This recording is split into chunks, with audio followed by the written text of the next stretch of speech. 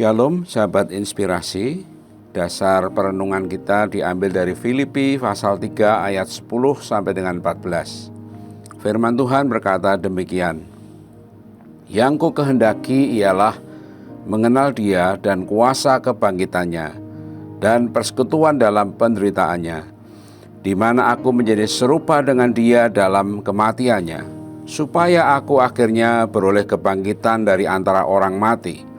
Bukan seolah-olah aku telah memperoleh hal ini atau telah sempurna, melainkan aku mengejarnya kalau aku dapat juga menangkapnya, karena aku pun telah ditangkap oleh Kristus Yesus.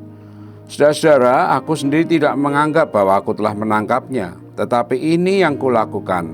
Aku melupakan apa yang telah di belakangku dan mengarahkan diri kepada apa yang di hadapanku, dan berlari-lari kepada tujuan untuk memperoleh hadiah, yaitu panggilan surgawi dari Allah dalam Kristus Yesus. Saudaraku, hidup Rasul Paulus dikendalikan oleh panggilan surgawi dari Allah dalam Kristus Yesus.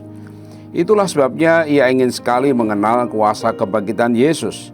Ia rela bersekutu dalam penderitaan Yesus, bahkan mati serupa Yesus.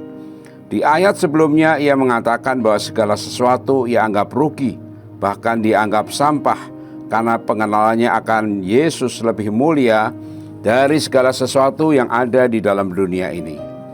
Sekarang mari kita renungkan dan introspeksi. Apakah yang selama ini mengendalikan hidup kita? Banyak orang hidupnya dikendalikan oleh sesuatu yang salah. Misalnya, 1. Dikendalikan oleh rasa bersalah. Mereka dipermainkan oleh masa lalu dan kenangan masa lalu. Mereka menghukum diri sendiri tanpa henti. Mereka menghabiskan seluruh hidup mereka dengan cara melarikan diri dan bersembunyi dalam hal-hal yang lain. Kedua, dikendalikan oleh kebencian dan amarah. Mereka gampang tersinggung, marah, dan benci.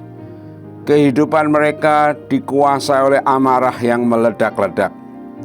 Yang ketiga, dikendalikan oleh rasa takut.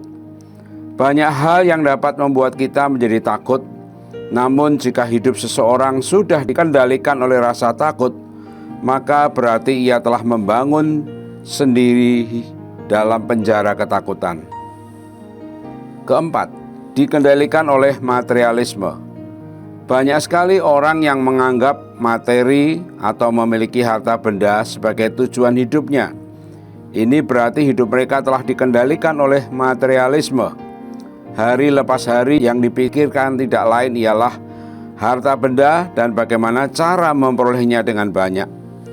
Umumnya orang yang hidupnya dikendalikan oleh materialisme rela mengorbankan harkat diri dan harga diri.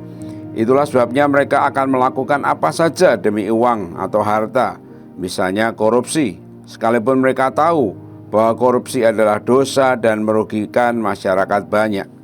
Yang kelima, dikendalikan oleh kebutuhan pengakuan.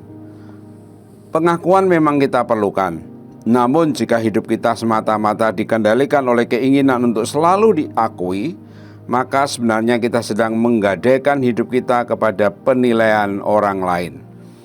Dari kelima hal di atas, apa yang saat ini mengendalikan hidup Anda?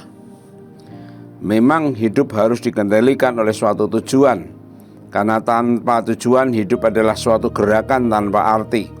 Oleh karena itu tujuan hidup kita haruslah tujuan hidup yang berarti, yaitu yang sesuai dengan rencana dan kehendak Tuhan. Jangan ganti tujuan hidup kita dengan keberhasilan, kekayaan, kemasyhuran, dan kesenangan. Karena semuanya itu adalah hasil sampingan, bukan tujuan. Jika kita mengerti arti dan tujuan hidup yang sesuai dengan rencana dan kehendak Tuhan, maka hidup kita akan menjadi lebih berarti, menjadi lebih terfokus, lebih memberikan motivasi, dan juga membuat hidup ini lebih ringan untuk dijalani. Mari kita berdoa. Tuhan Yesus, tolonglah kami menemukan kendali yang benar yang akan membawa hidup kami dengan tujuan yang sesuai dengan kehendak-Mu. Ampuni bila mana hidup kami dikendalikan oleh hal-hal yang salah. Mungkin ketakutan, mungkin dendam, amarah, mungkin dikuasai oleh roh materialisme. Tapi tolonglah kami untuk memiliki kendali hidup yang benar dan tujuan hidup yang benar sesuai dengan kehendak dan rencana-Mu. Dalam nama Tuhan Yesus, amin.